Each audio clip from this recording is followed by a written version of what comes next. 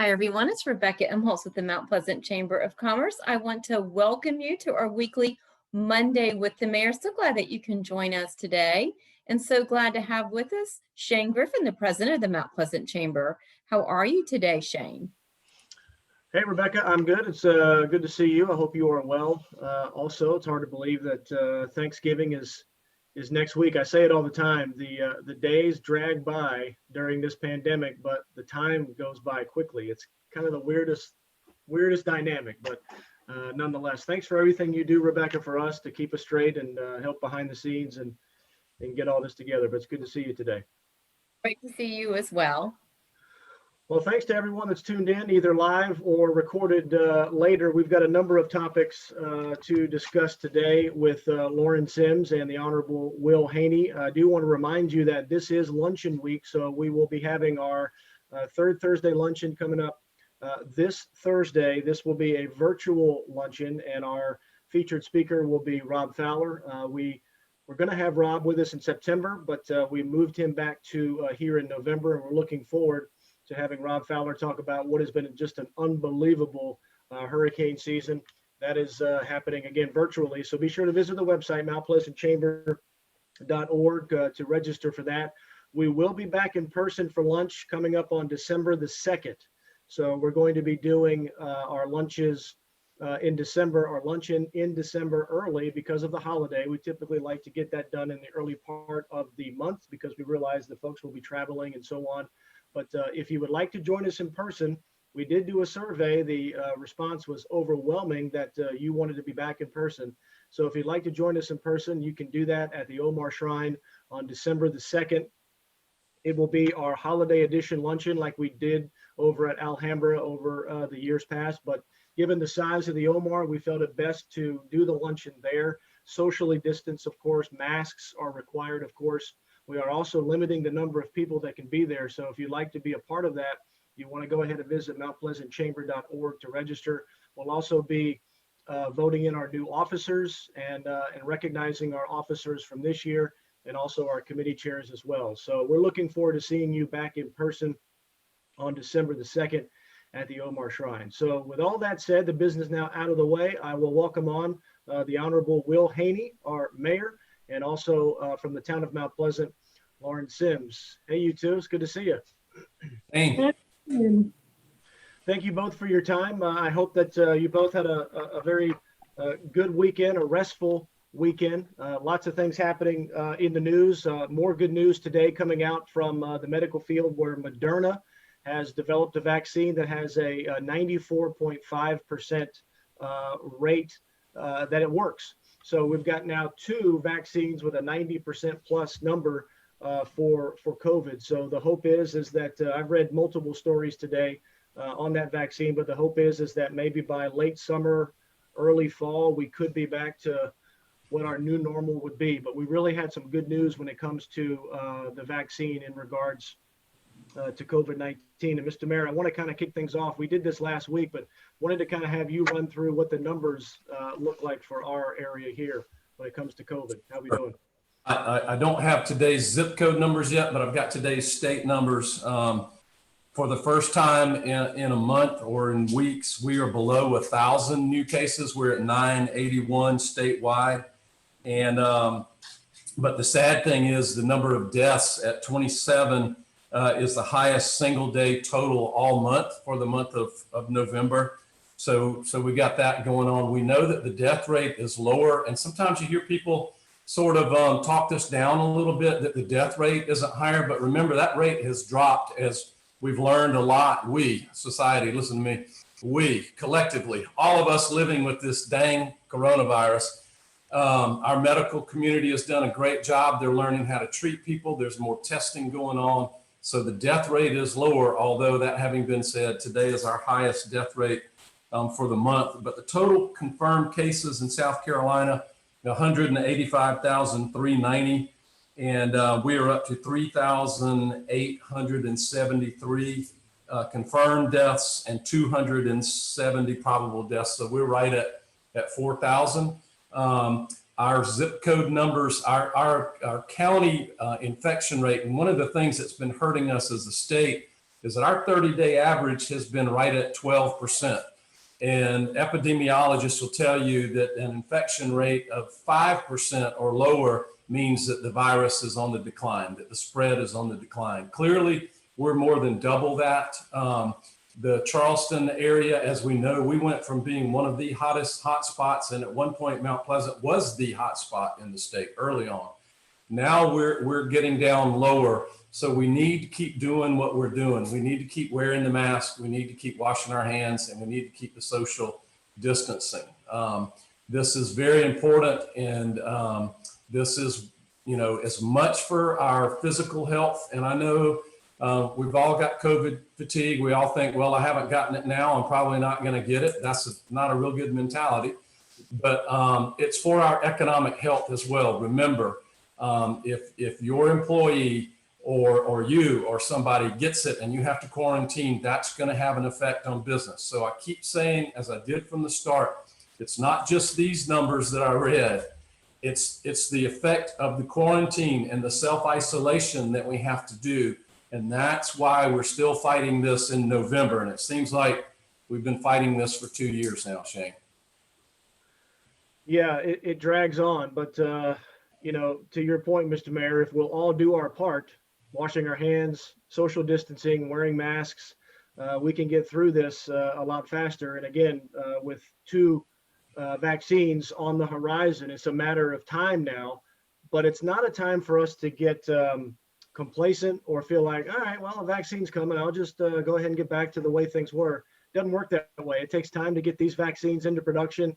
And again, from the many different articles that I've read across the internet today, it could be late summer, early fall before we're back to some sense of normalcy, because honestly, not everybody's going to take the vaccine, like not everybody takes a flu shot. So we still have to be vigilant. We still need to do the things that we have to do to protect not only ourselves, but think about your loved ones, your parents, your grandparents, your children, whatever the case may be.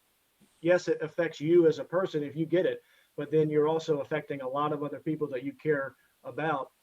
And that's the scary part. You know, many of us walk around, don't even know that we've had it. I mean, I've talked to friends and clients and others that, you know, they go and get a test and all of a sudden, I've got this thing, I have to quarantine 2 weeks. So it treats everybody differently. We just need to continue to make the decisions that we should to get through this the very best that we can. So, Mr. Mayor, thank you very much for giving us some insight to the numbers. I understand too, you had a one region meeting, wanted to kind of shift, always have this discussion, talk about the impact to business. I know you've got some very good economic information that you wanted to share with our members today, correct? Sure. A couple of things that came out of that were some economic indicators, and without getting boring on those, the employment levels are up. The first-time filing for unemployment is down in our region. There are more jobs posted than there are people looking for jobs in our region. And again, the number one job that needs filling is registered nurses. There are something like, I'll round off, 800 nursing jobs available. So if you know somebody that wants to move to our region and wants to be employed very well and almost instantly, call somebody you know who happens to be a nurse. And if you hear a squeaking noise, my dog is over here chewing his squeaky toy. I haven't developed a squeak through all this. But our sales numbers for the county, for the region, are up. They're better in Charleston than they are in Dorchester or Berkeley, just by small amounts. When you look at retail sales post-COVID to pre-COVID. So the news in this is our economy locally has rebounded very well. That's also reflected in our town coffers. As you know, we're funded by some hospitality taxes and our business license taxes. We'll get into that in a minute. But region-wide, we are doing much better. And it has been encouraging to see the resilience of our local economy.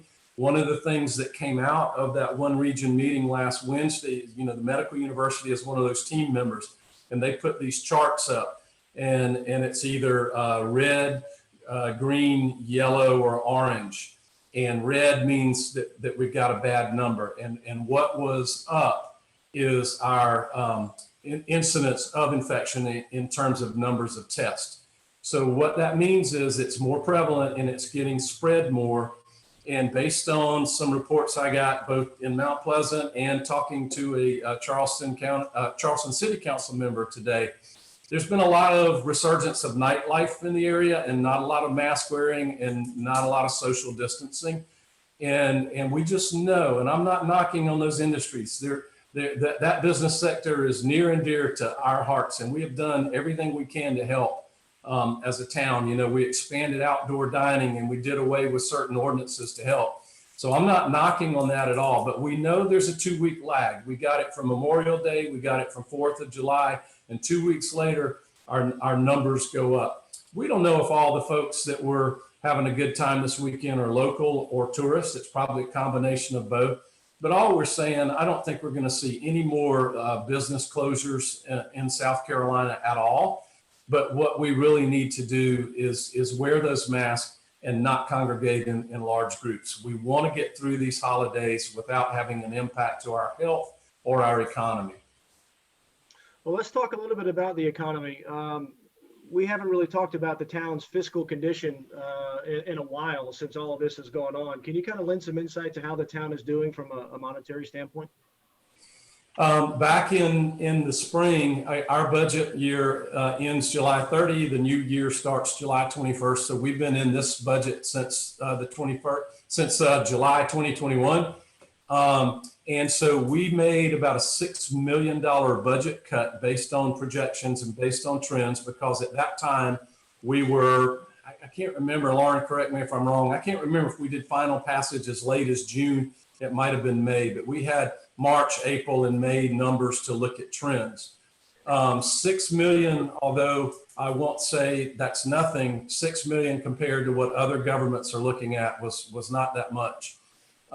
So we were very fortunate. What we have seen since we started the 2021 fiscal year is that our revenues are hanging right in there.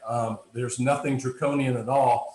One of the big expense cuts that we made was we took away any raises or cost of living adjustments for all of our 700 staff members. We don't like doing that, but no one was furloughed and no one has lost their job because of COVID. So that's a blessing. So what we just did at our meeting Tuesday was we voted on I can't remember what we called it, a bonus or what do we call it, Lauren? I can't remember. A COVID recognition pay, one-time payment. COVID recognition, because we have some money. It's going to cost us about $400,000, and we're going to be able to make up a little bit of that in a one-time check to our staff. And I think it passed unanimously. I think it's well deserved, but it's not going to affect our bottom line. It's going to put us, only back close to in our personnel expense where we were. Because the revenues are there. And I think Lauren's got some business license info to share with us in that regard. Yeah, I tell you right now, there's not many municipalities, towns, businesses that are giving bonuses and what the town is doing. So, the 700 employees of the town, that's an awesome thing, Mr. Mayor, to be able to do that, to show, hey, listen, it's been a tough year. We appreciate what you're doing. Use this to the best of your ability to fill those gaps that you need. I mean, that's just awesome. Just awesome. Yeah. Thank you very much for that. Lauren, let's jump to you and the business licenses. I understand that things are kind of going in the right direction, so that's a good thing. Yeah, very exciting. So we do track the number of new business license month to month and year over year. And so typically what we do is track that month over month across the most recent 3 years, just kind of see where we are trend wise. And so I just got the numbers from the start of the fiscal year. So that would be July through the end of October. And we're actually trending ahead of where we have in the past 3 years. Last year was a little bit of an anomaly because of the short-term rental business license requirement. That was the first time that they were required to receive a business license. So we saw a big jump there, but if we take out the short-term rental numbers, they fall right in line with where we expect them to be. And then this year, we're about 10 new businesses ahead of that. So that is a very promising sign. Just before this, we sent out an invitation to Mayor and Council and members of the Chamber Board for another ribbon cutting for a business this Friday for a boutique here in town. And we've got a couple more that have reached out to us, anxious to schedule something. So all very promising indicators. And as the mayor said, our local economy has rebounded much better than some of our peer communities. And that's something we're very thankful for. And certainly very thankful for the chamber and its efforts to help promote the local economy, and certainly for all of our patrons who are doing everything that they can to make sure that our businesses are staying open and vibrant, especially as we move through the holiday season. Just a reminder to shop local this holiday. That's right. That's a good point. Talk about that a little bit more, Lauren. We talked about it last week, but again, a reminder to shop local. That's a big deal this year. Yeah, absolutely. So we've partnered with Low Country Local First on their Buy Local season. And we're asking everybody in the community to pledge that at least 10% of their holiday gift spending is going to be purchased from local businesses here. Low Country Local First has a very interesting statistic about the amount of money that stays in a community when you purchase from a local business, which is something like 65 to 75% of every dollar spent stays in the local community, as opposed to 14% if you purchase from a chain or Amazon. I hate to say it, but it is true. And I understand there's convenience factors there, but we want these local businesses to be around for the long term, and certainly through this pandemic. So that is a huge gap, and the money staying here, goes to support your neighbors, and people that you go to school with, go to church with, or in your book club, all that sort of thing. So just make sure you're shopping local to the extent possible, but we're asking you to pledge at least 10% of your holiday dollars. Awesome. And speaking of ribbon cuttings, I have seen an influx of those coming in, which is always great. We at the Chamber, we love to be a part of those. And Mr. Mayor, I'll get to see you tomorrow, because we have another one tomorrow at, I'm looking at my notes here, at 10:45, right? It's over. Yep. We can go away. Yeah, it's right there next to the Hilton Garden Inn, and it's the office building that's going to house the headquarters of Raines Hospitality, which is great. They run 5 or 6 or I don't know, maybe 12 or 15 hotels in Mount Pleasant. I think it's 5 or 6, and Jennifer Maxwell, who we all know very well, is with them, and I'm looking forward to cutting that. One of the things that came through loud and clear, and we just passed our comprehensive plan, which will guide Mount Pleasant's growth and development for the next 10 years, was our residential has exploded over the last 10 years.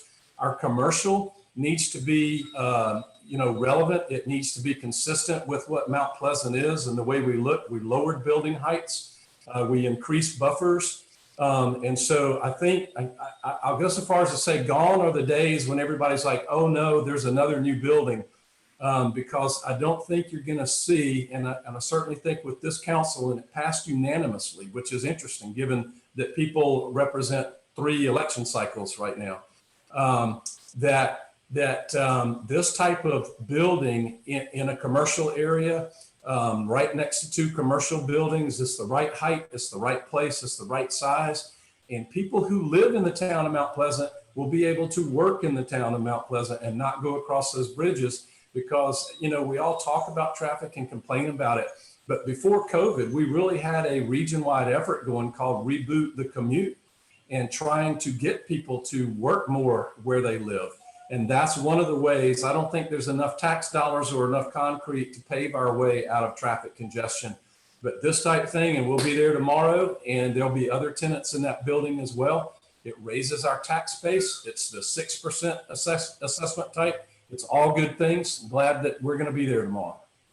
Yeah, looking forward to that. So that's coming up tomorrow. That's one of 2 ribbon cuttings this week. And as I mentioned, we're seeing more and more activity when it comes to those. And when we do those in cooperation with the town, we are following strict COVID protocols, social distancing, masks, wiping down stanchions, all of that stuff. So we are certainly being safe, and we're also limiting the number of people that are showing up to those. So we appreciate the town giving us the opportunity to be able to partner on those ribbon cuttings. Mr. Mayor, any final thoughts before I let you and Lauren go? And Lauren, any final thoughts from you as well? One final thought I want to give, sort of the thought of the day and the stuff that I read to try to figure out our way through this. Everybody probably saw that I extended the mask ordinance with the blessing of the majority of council. Would not have done it without that. But it's just a more flexible tool than having to have a first reading and a second reading of an ordinance and that type thing. It can be changed, amended, or rescinded. But one of the things I've been reading about all of this, and especially as we look towards the holidays and we think about business and we think about chamber members, is the term relevance. The way people live and shop today is different than it was back in January. So if you're a merchant, especially a local retailer, think about how to be more relevant. That involves more ways for your customers to shop, more ways for them to pick things up. I'll give you an example. My 85-year-old parents, they're not browsing in retail stores like they used to, but they want to shop local. If they can buy online and pick up curbside and protect their health, being in that vulnerable age group, that's a relevant way to do it. So let's have a real relevant Christmas season and retail season for Mount Pleasant. And that's all I have to say. Well, that's awesome. We covered a lot of good topics here today, a lot of good information. We always appreciate you, Mr. Mayor, for making the time. Same to you, Lauren. If you're watching this at a later time recorded, please feel free to join us live. We do this each and every Monday at 3:30. It's called Monday with the Mayor, and it gives us a unique opportunity to speak with the mayor of our great town to get some insight on what's happening when it comes to not only the virus, but also the direction the town is going with regards to the economic impact of the virus. So as I like to always say, be safe, stay healthy, keep moving forward. And as the mayor likes to say, test negative and stay positive. I think I have it all covered. So, all right, good to see you. Take care. Bye. Thank you.